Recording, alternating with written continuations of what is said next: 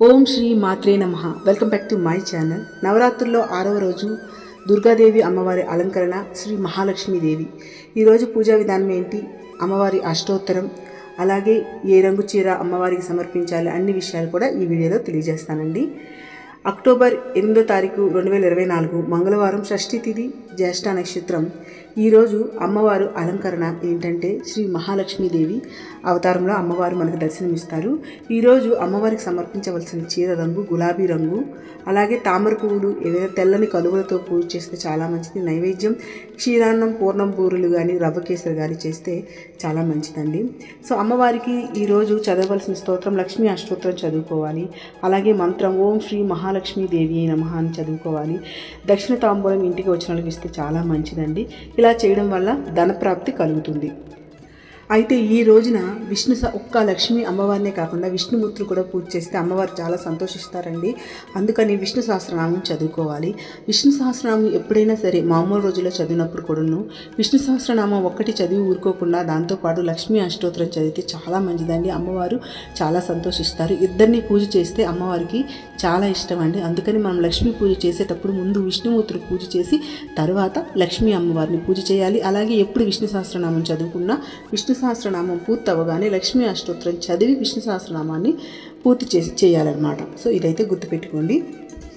అలాగే ప్రతిరోజు కూడా నవరాత్రుల్లో ప్రతిరోజు కూడా నేను ప్రతి వీడియోలో కూడా చెప్తున్నాను, లలితా సహస్రనామం చదువుకుంటే చాలా మంచిది అండి. ప్రతిరోజు మీకు వీలైనప్పుడల్లా అంటే 2 టైమ్స్ మార్నింగ్ ఈవినింగ్ చదువుకుంటే చాలా మంచిది. ఒకవేళ మీకు వీలు కాకపోతే ఏదో ఒక టైంలో అయితే చదువుకోండి. అలాగే లక్ష్మీ అమ్మవారి అలంకరణ రోజు ముఖ్యంగా ఆ రోజు కనకదార స్తోత్రం, శ్రీ సూక్తం మీకు టైం ఉంటే ఇవి కూడా చదువుకుంటే అలాగే మీకు అష్టోత్తరం మీకు అందుబాటులో లేదు అనుకుంటే పుస్తకాల్లో మీకు అష్టోత్తరం లేదు అనుకుంటే నేను ఒక వీడియో చేశానండి.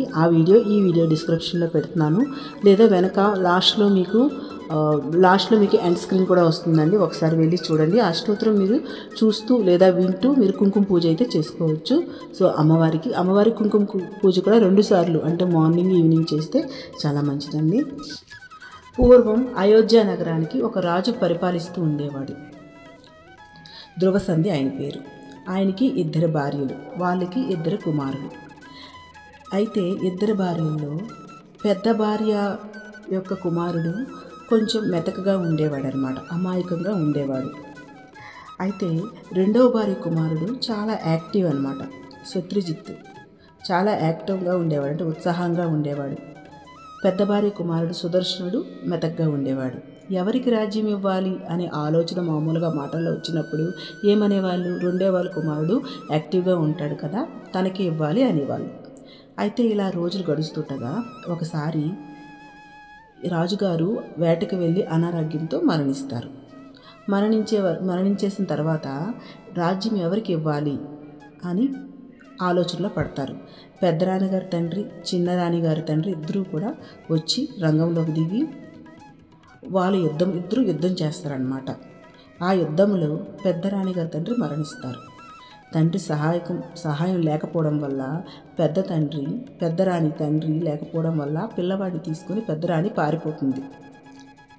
ఓకే, సో అలా పారిపోయి ఏం చేసిందంటే తండ్రి ఎప్పుడైతే మరణించాడు అనగానే వెంటనే నా పిల్లవాడికి విద్యాభ్యాసం లేదు, ఇక్కడ నా పిల్లవాడిని ఎవరు సరిగ్గా చూడరు అనే ఉద్దేశంతో ఎవరికి తెలియకుండా, పుట్టింటికి కూడా కాదు ఎవరికి చెప్పకుండా, ఇంకా తండ్రి చనిపోవడంతో పుట్టింటి కూడా లేదని ఎక్కడికో ఎవరికి చెప్పకుండా పారిపోతారనమాట.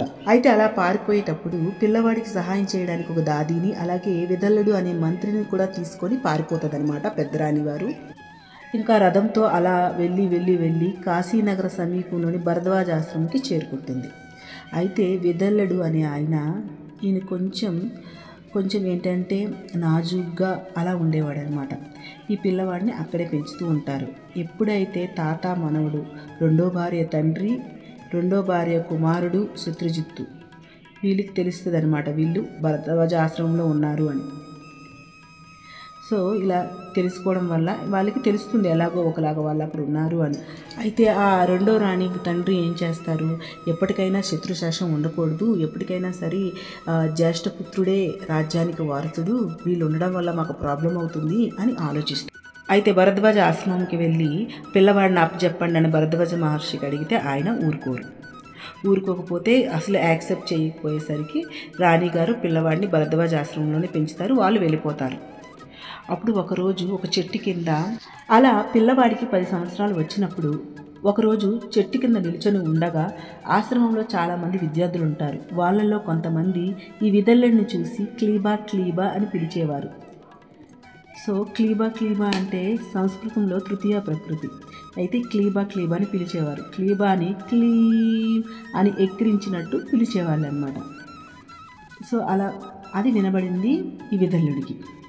ఈ క్లీబాలోంచి ఈ కుర్రాడికి ఏమని వినిపించింది, క్లీమ్ అని వినిపించింది. అది వినిపించగానే ఉత్సాహంతో, సో అది క్లీమ్ అంటే చాలా ఉత్సాహంగా అనిపించింది దానికి. అందుకని అప్పటి నుంచి క్లీమ్ అనడం మొదలుపెట్టేవాడు అనమాట.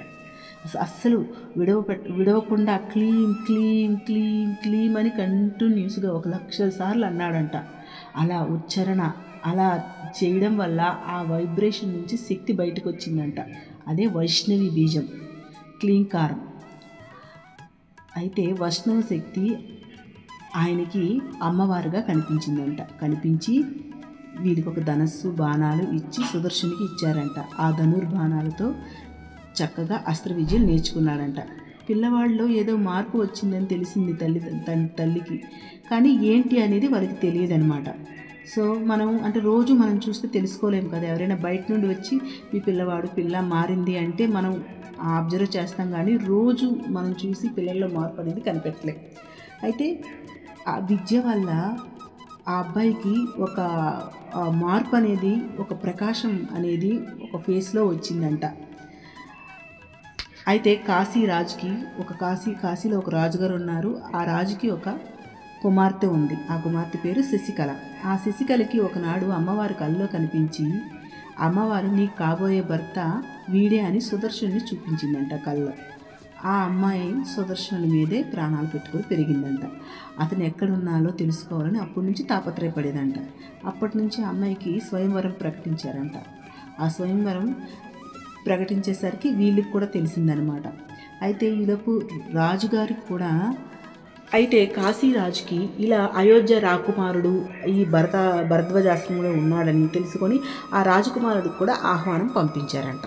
అయితే రాజకుమారుడు అయితే ఆహ్వానం పంపించాలి కదా, అందుకని పంపించారంట. రథం కూడా పంపించారంట. రాణిగారు ఆశ్చర్యపోయారంట, ఇదేంటి ఇలా వచ్చిందని. సో కుమారుడితో కలిసి స్వయంవరానికి వెళ్ళిందంట. అక్కడ వెళ్ళేసరికల్లా శశికళ ఏం చేసింది, అందరిని వదిలేసి సుదర్శన్ని చూసి సుదర్శన్నే పెళ్లి చేసుకుంటాను అని అన్నదంట. దాంతో మిగిలిన రాజులందరూ కూడా కోప్పడ్డారంట. అయితే అమ్మాయి మాత్రం నాకు అతనే కావాలి, నాకు భర్త నిర్ణయం అయిపోయాడు, నేను పరపురుషుని ఎందుకు చూస్తాను, అతను నిర్ణయించబడ్డాడు కదా, అతన్నే పెళ్లి చేసుకుంటాను అని గట్టిగా చెప్పిందంట. ఇంకా రాజుగారు ఏమీ చేయలేక మా అమ్మాయి వద్దంటుంది అని చెప్పేసి నేను తనకే ఇచ్చి పెళ్లి చేస్తాను అని చెప్పాడంట. సో మొత్తానికి వీళ్ళిద్దరికీ వివాహం చేశారంట. కాశీనగరం దాటించే ప్రయత్నం చేశారు వివాహం అయ్యాక. మళ్ళీ చిన్న తాత మనవడు ఆలోచించి వీడిని ఎలా అయినా చంపేయాలి అని చెప్పి, వాడిని ఎలా అయినా చంపేయాలి, లేకపోతే మనకి ఇప్పటికైనా ప్రాబ్లం ఉంటుందని చెప్పి యుద్ధం చెయ్యాలి, వాడు ఎలాగూ యుద్ధం చేయలేడు, యుద్ధం చేసి వాడిని చంపేద్దాం అని నిర్ణయించుకున్నారు. కానీ వాళ్ళకి తెలీదు గరుడారూఢగా అమ్మవారు తోడున్నారు తనకి అని వాళ్ళకి తెలియదు. సో అతని లోపల ఆ గరుడారూఢ శక్తి ఉంది. ఆ యుద్ధం జరిగేటప్పుడు అమ్మవారు వచ్చి 2 బాణాలతో వాళ్ళిద్దరిని చంపేస్తారనమాట. అయితే ఆ వైష్ణవ శక్తిని చూసి రాజు రాకుమారుడు అందరూ నమస్కారం చేస్తారు. సో చూశారు కదా, ఒక్కడి మంత్ర ఉచ్చారణ వల్ల అమ్మవారు అందరికీ కూడా దర్శనమిచ్చారు. సో మంత్ర ఉచ్చారణ అనేది అంత పవర్ఫుల్ అనమాట, అంత మహిమాన్వితమైనది. అయితే అమ్మవారు ప్రత్యక్షం అవ్వగానే అందరూ కూడా అమ్మవారిని ఇక్కడ అమ్మవారుగా ఉండి మమ్మల్ని కరుణించి తల్లి అని కోరుకోగా, కాశీ రాజ్యంలో ఒక దేవాలయం, ఒక చోట వెలిశారు అమ్మవారు అంబికా స్వరూపంతో. అలాగే అయోధ్య నగరంలో కూడా వెలిశారు ఈ వైష్ణవి శక్తి అదే లక్ష్మీ బీజం అని చెప్తారు, క్లీంకారం. తర్వాత ఇతను కూడా ఆ రాజ్యానికి వెళ్ళి తమ్ముడు చనిపోయిన తర్వాత కూడా పినతల్లిని చక్కగా చూసుకొని అయోధ్య నగరాన్ని మళ్ళీ పొందాడు సుదర్శనుడు. కేవలం ఏ ఉపదేశము లేకుండా దైవికంగా తనకు అందిన క్లీంకారాన్ని పట్టుకొని, అది క్లీంకారము అంటాం కదా, దాన్ని రాయాలి అంటే క్లీంకారము అని రాయాలి. సో క్లీంకారంని పట్టుకొని అలా ప్రయోజకుడిగా మారాడు, తన రాజ్యాన్ని అలా పొందాడనమాట. సో కథ కూడా చాలా చిత్రంగా ఉంది కదా. సో ఏదైనా మనం మంత్రం చేస్తే శ్లోకం అంత పవర్ఫుల్ అనమాట. సో మీకు వీడియో నచ్చితే ప్లీజ్ అండి లైక్ చేయండి, షేర్ చేయండి, నా ఛానల్ని సబ్స్క్రైబ్ చేసుకోండి ప్లీజ్.